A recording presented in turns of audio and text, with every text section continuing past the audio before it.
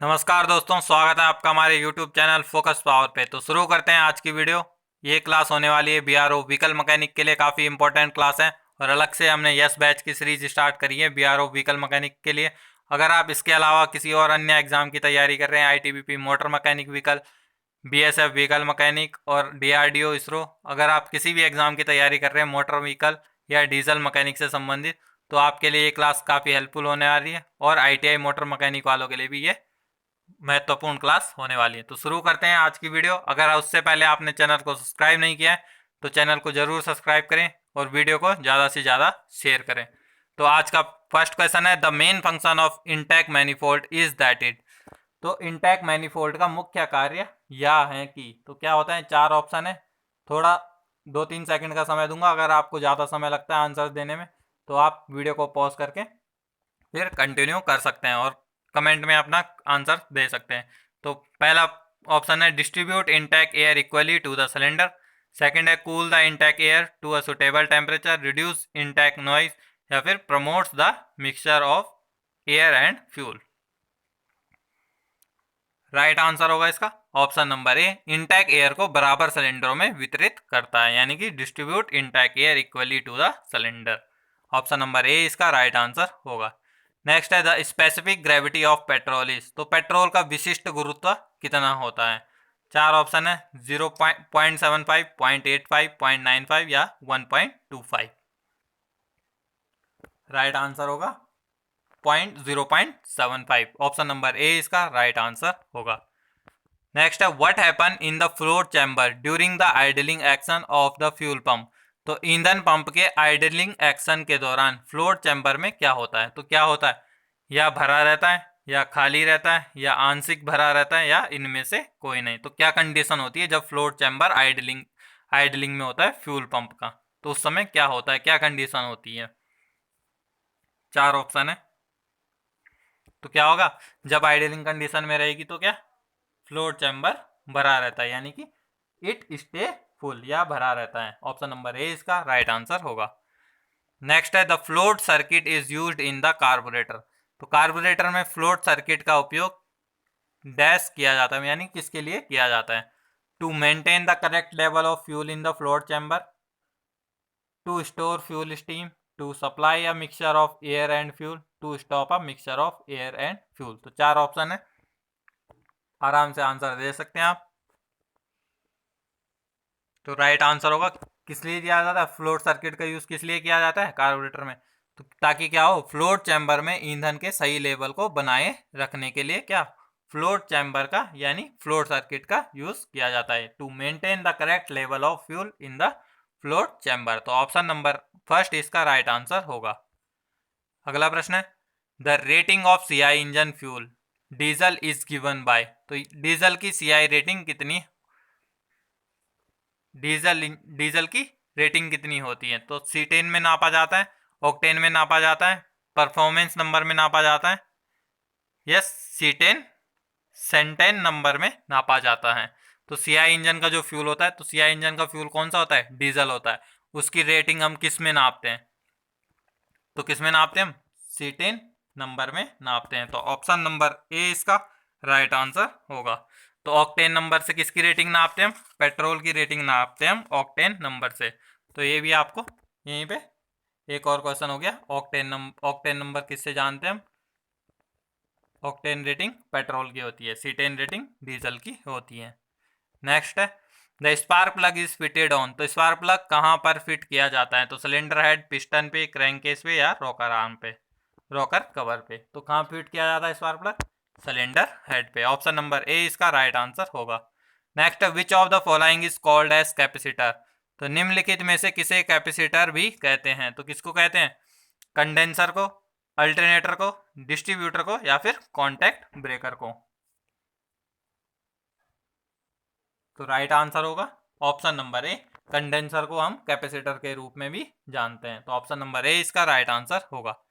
अगला प्रश्न, which one of the following part of diesel engine fuel tank is responsible for minimising the sludging of fuel due to movement inside the tank. यानी कि diesel engine ईंधन tank का निम्नलिखित में से कौन सा पार्ट टैंक के अंदर मूवमेंट के कारण ईंधन के उछलने को कम करता है, यानी कि जो गाड़ी अगर ऑफ रोड पे चल रही है तो उस समय जो इंजन ऑयल फ्यूल होता है, पेट्रोल या डीजल होता है, तो वो इधर उधर टकराता है या उछलता है फ्यूल टैंक के अंदर। तो उसको कम करने के लिए किस चीज़ का प्रयोग किया जाता है, किसमें, फ्यूल टैंक के अंदर। तो बैफल्स का, फिलर कैप का, फिलर नेक का, या फिर ड्रेन प्लग का। तो किसका किया जाता है, बैफल्स का यूज किया जाता है, ऑप्शन नंबर ए, जिसके कारण स्लजिंग भी नहीं होती है। नेक्स्ट है, which of the following is a type of lubricant. तो निम्न में से कौन सा स्नेहक का प्रकार है। तो solid lubricant, semi solid lubricant, liquid lubricant, या ऑल ऑफ दिस। तो राइट आंसर होगा इसका ये सभी, ऑल ऑफ दिस। तो ये सभी क्या होते हैं, लुब्रिकेंट होते हैं। तो जैसे सॉलिड लुब्रिकेंट में क्या आता है, ग्रेफाइट आता है। सेमी सॉलिड लुब्रिकेंट में क्या, ग्रीस वगैरह इसमें आती हैं। और बाकी लिक्विड लुब्रिकेंट में इंजन ऑयल आता है। तो आपको एग्जाम्पल भी इनके पता होने चाहिए। नेक्स्ट है, the surface of thermostat is to keep the engine.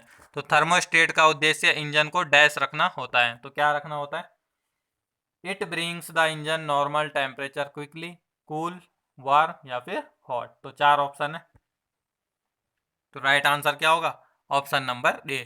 Thermostat का काम क्या है, इंजन को साधारण तापमान पर त्वरित लाता है, यानी कि it bring the engine normal temperature quick. तो ऑप्शन नंबर ए इसका राइट आंसर होगा।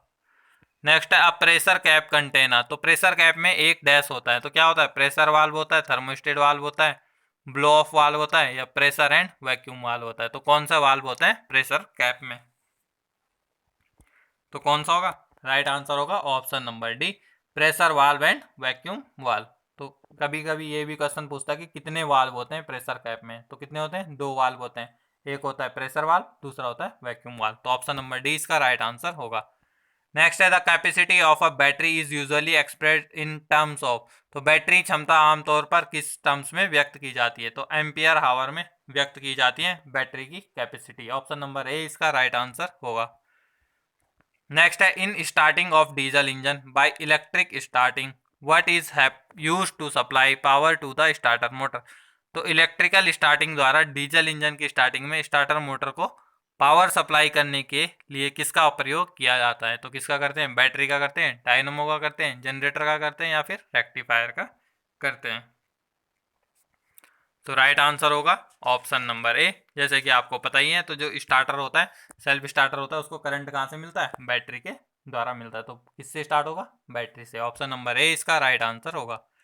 नेक्स्ट है, the function of positive crankcase ventilation system is that is. तो पॉजिटिव क्रैंकेस वेंटिलेशन प्रणाली का कार्य यह है कि यह, तो क्या काम है पीसीबी का। तो सबसे पहले आप ये चीज़ नोट कर लीजिए कि पीसीबी की फुल फॉर्म क्या होती है, पॉजिटिव क्रैंकेस वेंटिलेशन। एक क्वेश्चन तो यहीं से बन गया।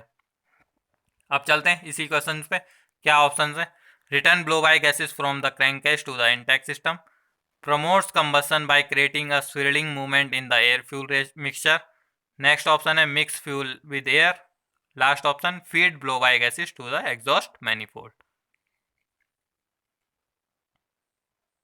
तो राइट आंसर क्या होगा इसका, option number A, return blow by gases from crankcase to the intake system. तो क्या, जो क्रैंकेस में ब्लो बाय गैसेस बनती है उसको इंटैक्ट सिस्टम में भेज देता है, ताकि वो क्या, सक्शन स्ट्रोक में सिलेंडर के अंदर चली जाए। चलते हैं अगले प्रश्न की तरफ। अ गवर्नर इज एक गवर्नर डैश है। तो क्या होता है गवर्नर, स्पीड सेंसिटिव डिवाइस है, टेम्परेचर सेंसिटिव डिवाइस है, प्रेशर सेंसिटिव डिवाइस है, या फिर वैक्यूम सेंसिटिव डिवाइस है। तो गवर्नर किस तरीके से है, स्पीड सेंसिटिव डिवाइस है। जैसे कि आप न्यूज़ में देखते होंगे कि गवर्नर का, गवर्नमेंट ने ये इस स्टेट की गवर्नमेंट ने मैंडेटरी कर दिया कि टैक्सी गाड़ियों में गवर्नर का यूज़ किया जाना है। तो इसीलिए किया जाता है ताकि वो ओवर स्पीडिंग ना कर पाए। तो स्पीड सेंसिटिव डिवाइस होती है क्या, गवर्नर। ऑप्शन नंबर ए इसका राइट आंसर होगा। नेक्स्ट है, a lighting circuit include 2 headlamps what is the effect of illumination if the filament of right hand headlamp is broken. तो लाइटिंग सर्किट में 2 headlamps होते हैं। यदि दाएं हाथ वाले हेडलैम्प में फिलामेंट टूट गया हो तो प्रकाश पर क्या प्रभाव पड़ेगा। तो 4 ऑप्शन है, आप इसको आराम से रीड करके आंसर दे सकते हैं। वीडियो को पॉज करना चाहें तो पॉज कर सकते हैं। तो राइट आंसर होगा इसका left hand lamp, normal and the right hand lamps no light. तो क्या होगा इस कंडीशन में, लेफ्ट हैंड लैम्प होगा जो नॉर्मली जलेगा जैसे जलता है, और राइट हैंड लैम्प में क्या कोई भी लाइट नहीं जलेगी, क्योंकि क्या उसका फिलामेंट टूट गया है। तो ऑप्शन नंबर ए इसका राइट आंसर होगा। नेक्स्ट है, where is the headlight dimming switch normally mounted in car, modern car. सामान्य आधुनिक कारों में हेडलाइट डिमिंग स्विच को कहाँ पर लगाया जाता है? तो कहाँ लगाया जाता है? स्टीयरिंग कॉलम, साइड पैनल, फ्लोरबोर्ड या फिर डैशबोर्ड पे। तो कहाँ लगता है? स्टीयरिंग कॉलम पे लगता है। आपने देखा होगा स्टीयरिंग व्हील के बिल्कुल जस्ट नीचे लगा रहता है क्या, headlight dimming lamp, dimming switch. Option number A इसका राइट आंसर होगा। GPS is based on which of the following mathematical principle. तो जीपीएस निम्नलिखित में से किस गणितीय सिद्धांत पर आधारित है? तो ट्राइलेटरल पे है, एडिशन पे, मल्टीप्लिकेशन पे या डिवीजन पे काम करता है। तो किस पे काम करता है जीपीएस? ऑप्शन नंबर ए इसका ट्राइलेटरेशन पे काम करता है। तो इसमें क्या होता है, जो 6 ऑर्बिट होते हैं जीपीएस में, तो अलग अलग 24 सैटेलाइट होते हैं 6 ऑर्बिट में। तो उसमें से जिस भी लोकेशन को आपको आइडेंटिफाई करना होता है, सबसे पहले वो उससे क्या सबसे नज़दीकी सैटेलाइट पे वो जाता है लोकेशन के लिए। उसके बाद उसको क्रॉस चेक करने के लिए वह 2 सैटेलाइट का और का प्रयोग करता है। तो इस तरीके से क्या ट्राइलेटरेशन पे काम करता है जीपीएस सिस्टम। नेक्स्ट है, the car sealed telematics security system allow you to remotely unlock your car doors using which wireless technology। तो कार सील टेलीमेटिक सुरक्षा प्रणाली आपको किस वायरलेस तकनीक का उपयोग करके अपनी कार के दरवाजों को दूरस्थ रूप से अनलॉक करने की अनुमति देता है? तो ब्लूटूथ से, जीपीएस से, 3G से या फिर इंफ्रारेड ब्लास्टिंग से। तो किससे देता है? ब्लूटूथ से देता है। ऑप्शन नंबर ए इसका राइट आंसर होगा। नेक्स्ट है, the sensor sense the movement of the throttle plate so that the mixture flow can be adjusted for engine speed and acceleration. तो कौन सा सेंसर थ्रोटल प्लेट की चाल को महसूस करता है ताकि इंजन की गति और त्वरण के लिए मिश्रण प्रभाव का नापा जा सके? तो कौन सा होगा? थ्रोटल पोजीशन होगा, मैनिफोल्ड प्रेशर, कैमशाफ्ट पोजीशन या फिर नॉक सेंसर। तो राइट आंसर होगा इसका थ्रोटल पोजीशन सेंसर। जैसे कि क्वेश्चन में भी दिया गया थ्रोटल प्लेट की चाल को महसूस करना है, तो कौन करेगा? थ्रोटल पोजीशन सेंसर ही करेगा। नेक्स्ट है HEUI स्टैंड फॉर। तो ये हम पिछली वीडियो में भी डिस्कस कर चुके हैं। तो HEUI की फुल फॉर्म क्या होती है? Hydraulically actuated electronic control unit injector. तो क्या होगा? ऑप्शन नंबर ए ही इसका राइट आंसर होगा। नेक्स्ट क्वेश्चन है, what is the advantage of gaseous fuel. तो गैसीय ईंधन का क्या लाभ होता है?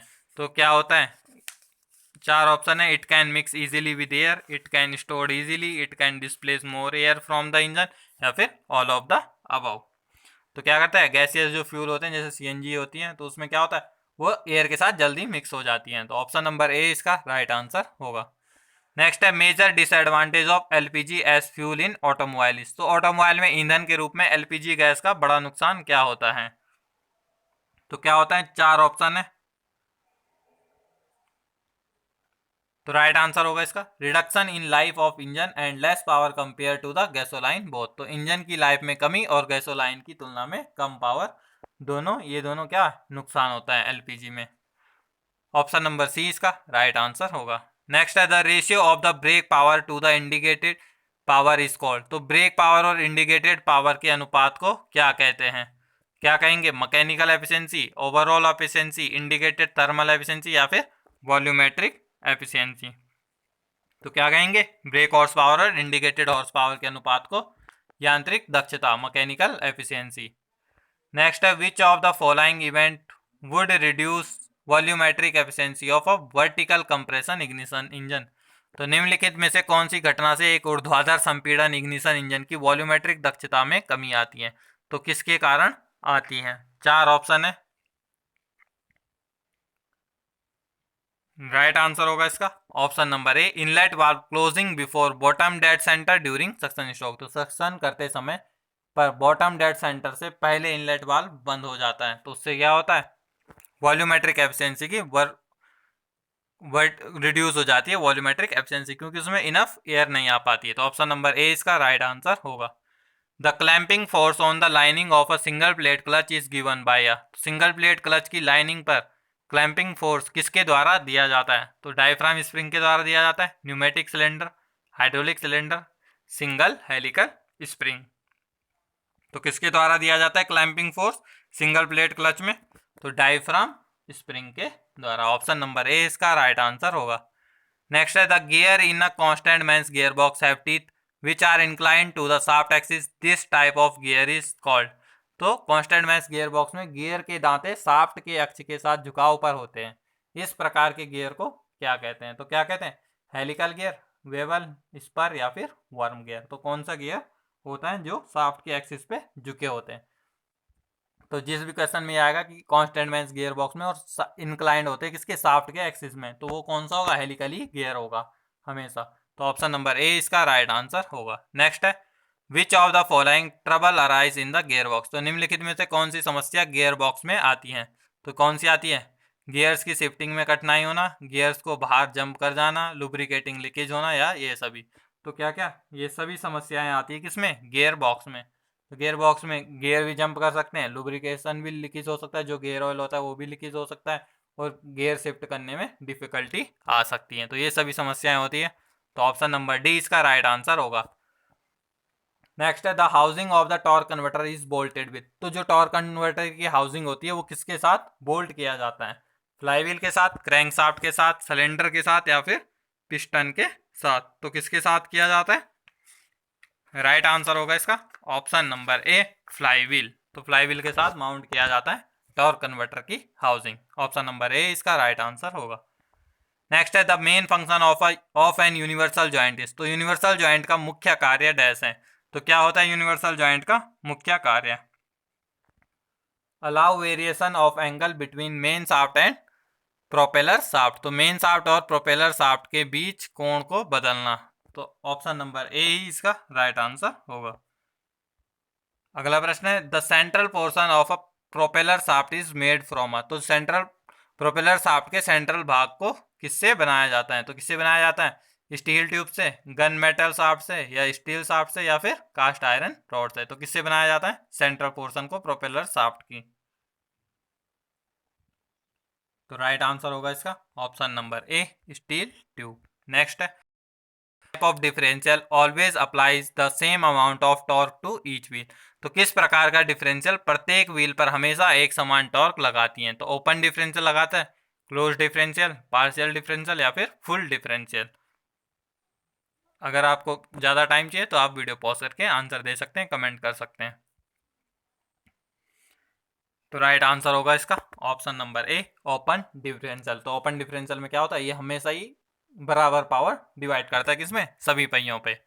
नेक्स्ट है 4 डब्ल्यू डी स्टैंड फॉर। तो 4 WD का मतलब क्या होता है? तो क्या होता है ये सभी को पता है, 4 व्हील ड्राइव होता है। तो ऑप्शन नंबर ए इसका राइट आंसर होगा। नेक्स्ट है the purpose of a tyre rotation on automobile is to. तो ऑटोमोबाइल में टायर रोटेशन का उद्देश्य क्या होता है? क्या होता है? घिसावट एक समान होने देना, प्लाई अलग होने से रोकना, अच्छी सवारी प्राप्त करना, या घिसावट को कम करना। तो क्या काम होता है अगर हम टायर रोटेशन करते हैं? तो किस लिए करते हैं? ताकि जो सभी टायर हैं वो समान रूप से घिसे। तो ऑप्शन नंबर ए इसका राइट आंसर होगा इक्विलाइजर वियर। तो घिसावट एक समान होने के लिए हम टायर का रोटेशन करते हैं। नेक्स्ट है the purpose of a brake is to. तो ब्रेक का उद्देश्य क्या होता है? चार ऑप्शन है converting kinetic energy to heat energy, next है store energy, change friction to heat, next है convert heat energy to kinetic energy. तो क्या क्या होता है ब्रेक का उद्देश्य?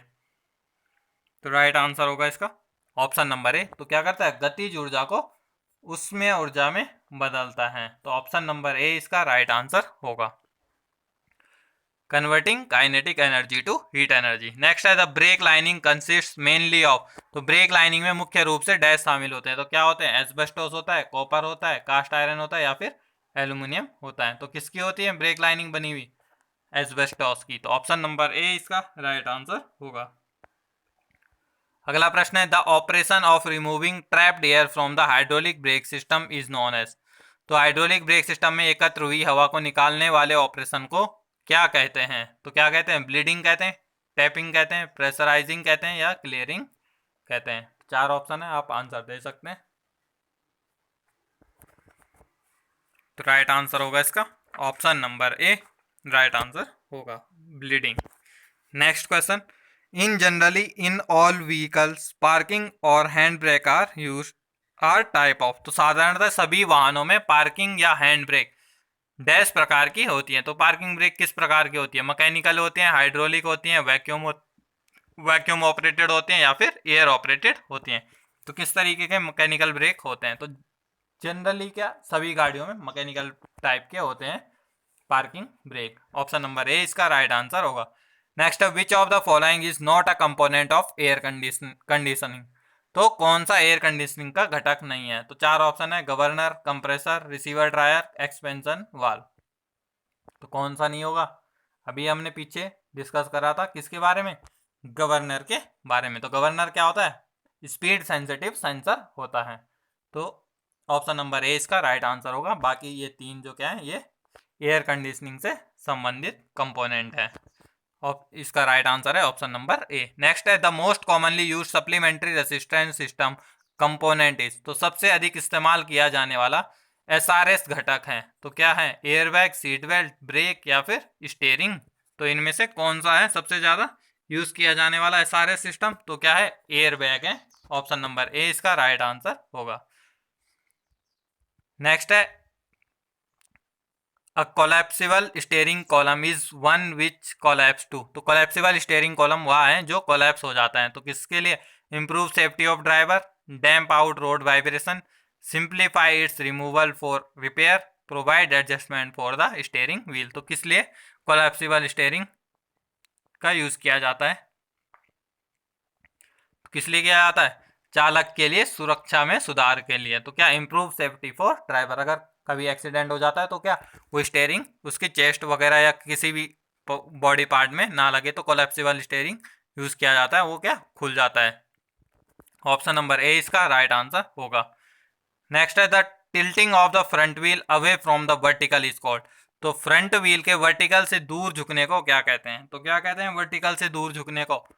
कैम्बर कहते हैं। तो ऑप्शन नंबर ए इसका राइट आंसर होगा। तो ये थी आज की वीडियो। आई होप आपको वीडियो अच्छी लगी होगी।